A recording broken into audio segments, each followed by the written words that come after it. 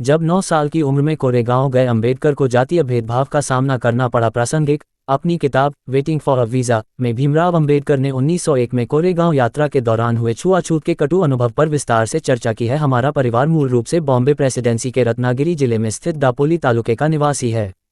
East India company का राज शुरू होने के साथ ही मेरे पुरखे अपने वंशानुगत धंधे को छोड़कर कंपनी की फौज में भर्ती हो गए थे। मेरे पिता ने भी परिवार की परंपरा के मुताबिक फौज में नौकरी कर ली। वे अफसर की रैंक तक पहुंचे और सूबेदार के पद से सेवानिवृत्त हुए। सेवानिवृत्ति के बाद मेरे पिता परिवार के साथ दापोली गए ताकि वहां पर फिर से बस जाएं। लेकिन कुछ वजहों से उनका मन बदल गया। परिवार दापोली से सतारा आ गया, जहां हम 1904 तक रहे। मेरी याददाश्त के मुताबिक पहली घटना 1901 की है, जब हम सतारा में रहते थे। मेरी मां की मौत हो चुकी थी। मेरे पिता सतारा जिले में खाट तालुके के कोरेगांव में खजांची की नौकरी पर थे। वहां बंबई की सरकार अकाल पीड़ित किसानों को रोजगार देने के लिए तालाब खुदवा रही थी। अकाल से हजारों लोगों की मौत हो चुकी थी। मेरे पिता जब कोरेगांव गए तो मुझे, मेरे बड़े भाई और मेरी बड़ी बहन के 2 बेटों को, बहन की मौत हो चुकी थी, मेरी काकी और कुछ सहृदय पड़ोसियों के जिम्मे छोड़ गए।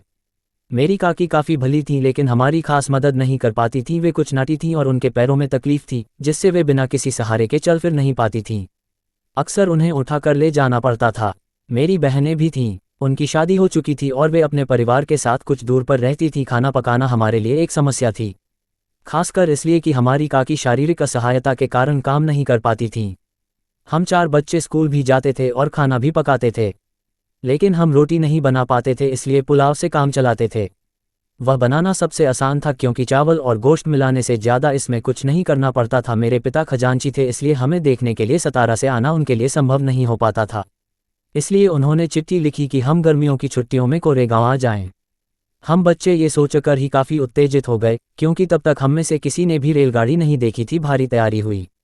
सफ़र के लिए अंग्रेजी स्टाइल के नए कुर्ते, रंग बिरंगी नक्काशीदार टोपी, नए जूते, नई रेशमी किनारी वाली धोती खरीदी गई। मेरे पिता ने यात्रा का पूरा ब्यौरा लिखकर भेजा था और कहा था कि कब चलोगे ये लिख भेजना ताकि वे रेलवे स्टेशन पर अपने चपरासी को भेज दे जो हमें कोरेगांव तक ले जाएगा। इसी इंतजाम के साथ में मेरा भाई और मेरी बहन का बेटा सतारा के लिए चल पड़े।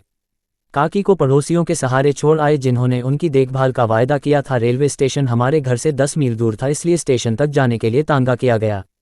हम नए कपड़े पहनकर खुशी में झूमते हुए घर से निकले, लेकिन काकी हमारी विदाई पर अपना दुख रोक नहीं सकी और जोर जोर से रोने लगी। हम स्टेशन पहुंचे तो मेरा भाई टिकट ले आया और उसने मुझे व बहन के बेटे को रास्ते में खर्च करने के लिए 2-2 आना दिए। हम फौरन शाह खर्च हो गए और पहले नींबू पानी की बोतल खरीदी। कुछ देर बाद गाड़ी ने सीटी बजाई तो हम जल्दी जल्दी चढ़ गए ताकि कहीं छूट न जाएं।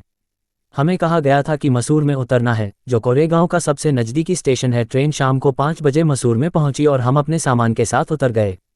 कुछ ही मिनटों में ट्रेन से उतरे सभी लोग अपने ठिकाने की ओर चले गए। हम 4 बच्चे प्लेटफॉर्म पर बच गए। हम अपने पिता या उनके चपरासी का इंतजार कर रहे थे। काफ़ी देर बाद भी कोई नहीं आया। घंटा भर बीतने लगा तो स्टेशन मास्टर हमारे पास आया।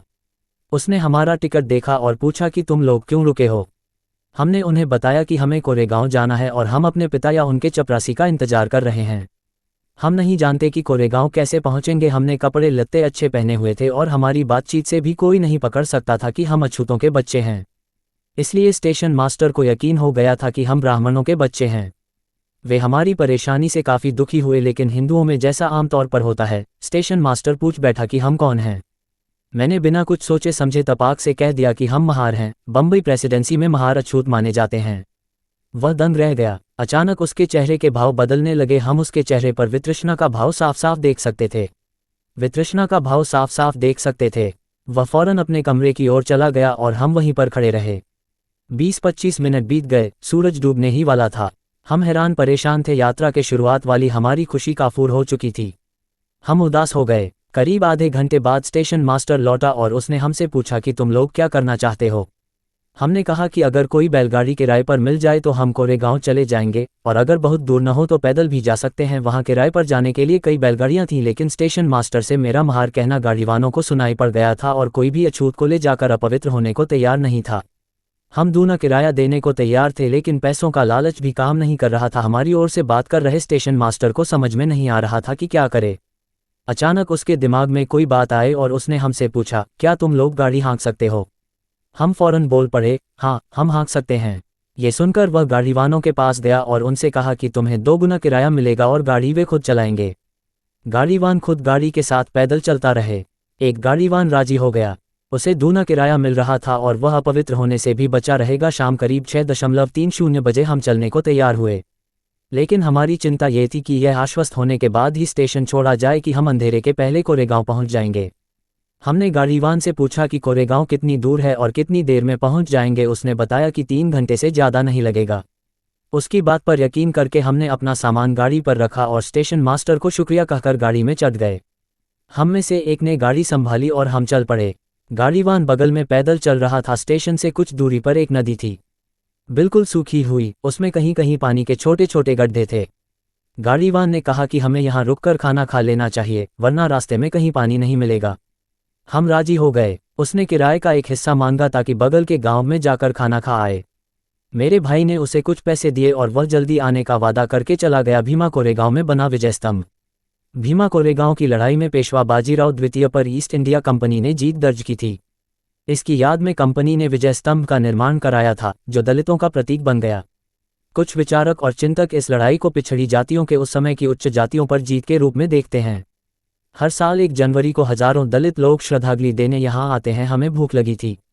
काकी ने पड़ोसी औरतों से हमारे लिए रास्ते के लिए कुछ अच्छा भोजन बनवा दिया था। हमने टिफिन बॉक्स खोला और खाने लगे। अब हमें पानी चाहिए था। हम में से एक नदी वाले पानी के गड्ढे की ओर गया, लेकिन उसमें से तो गाय बैल के गोबर और पेशाब की बदबू आ रही थी। पानी के बिना हमने आधे पेट खाकर ही टिफिन बंद कर दिया और गाड़ीवान का इंतजार करने लगे। काफ़ी देर तक वह नहीं आया। हम चारों ओर उसे देख रहे थे। आखिरकार वह आया और हम आगे बढ़े। 4-5 मील हम चले होंगे कि अचानक गाड़ीवान कूदकर गाड़ी पर बैठ गया और गाड़ी हाँकने लगा। हम चकित थे कि यह वही आदमी है जो अपवित्र होने के डर से गाड़ी में नहीं बैठ रहा था, लेकिन उससे कुछ पूछने की हिम्मत हम नहीं कर पाए। हम बस जल्दी से जल्दी कोरेगांव पहुंचना चाहते थे, लेकिन जल्दी ही अंधेरा छा गया। रास्ता नहीं दिख रहा था। कोई आदमी या पशु भी नजर नहीं आ रहा था। हम डर गए। 3 घंटे से ज़्यादा हो गए थे, लेकिन कोरेगांव का कहीं नामो निशान तक नहीं था। तभी हमारे मन में ये डर पैदा हुआ कि कहीं ये गाड़ीवान हमें ऐसी जगह तो नहीं ले जा रहा है कि हमें मारकर हमारा सामान लूट ले। हमारे पास सोने के गहने भी थे। हम उससे पूछने लगे कि कोरेगांव और कितना दूर है। वह कहता जा रहा था, ज़्यादा दूर नहीं है, जल्दी ही पहुंच जाएंगे। रात के 10 बज चुके थे। हम डर के मारे सुबकने लगे और गाड़ीवान को कोसने लगे। उसने कोई जवाब नहीं दिया। अचानक हमें कुछ दूर पर एक बत्ती जलती दिखाई दी। गाड़ीवान ने कहा, वह देखो, चुंगी वाले की बत्ती है। रात में हम वहीं रुकेंगे। हमें कुछ राहत महसूस हुई। आखिर 2 घंटे में हम चुंगी वाले की झोपड़ी तक पहुंचे। यह एक पहाड़ी की तलहटी में उसके दूसरी ओर स्थित थी। वहां पहुंचकर हमने पाया कि बड़ी संख्या में बैलगाड़ियां वहां रात गुजार रही हैं। हम भूखे थे और खाना खाना चाहते थे, लेकिन पानी नहीं था। हमने गाड़ीवान से पूछा कि कहीं पानी मिल जाएगा। उसने हमें चेताया कि चुंगी वाला हिंदू है और अगर हमने सच बोल दिया कि हम महार हैं तो पानी नहीं मिल पाएगा। उसने कहा, कहो कि तुम मुसलमान हो और अपनी तकदीर आजमा लो। उसकी सलाह पर मैं चुंगी वाले की झोपड़ी में गया और पूछा कि थोड़ा पानी मिल जाएगा। उसने पूछा, कौन हो? मैंने कहा कि हम मुसलमान हैं। मैंने उससे उर्दू में बात की जो मुझे अच्छी आती थी, लेकिन ये चालाकी काम नहीं आई। उसने रुखाई से कहा, तुम्हारे लिए यहाँ पानी किसने रखा है? पहाड़ी पर पानी है, जाओ वहाँ से ले आओ।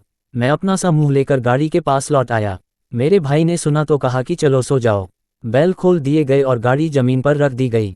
हमने गाड़ी के निचले हिस्से में बिस्तर डाला और जैसे तैसे लेट गए।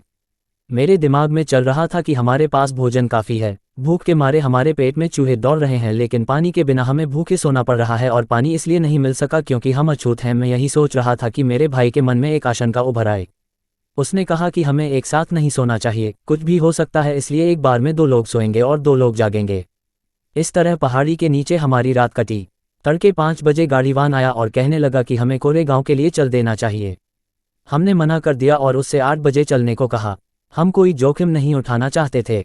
वह कुछ नहीं बोला। आखिर हम 8 बजे चले और 11 बजे कोरेगांव पहुंचे। मेरे पिता हम लोगों को देखकर हैरान थे।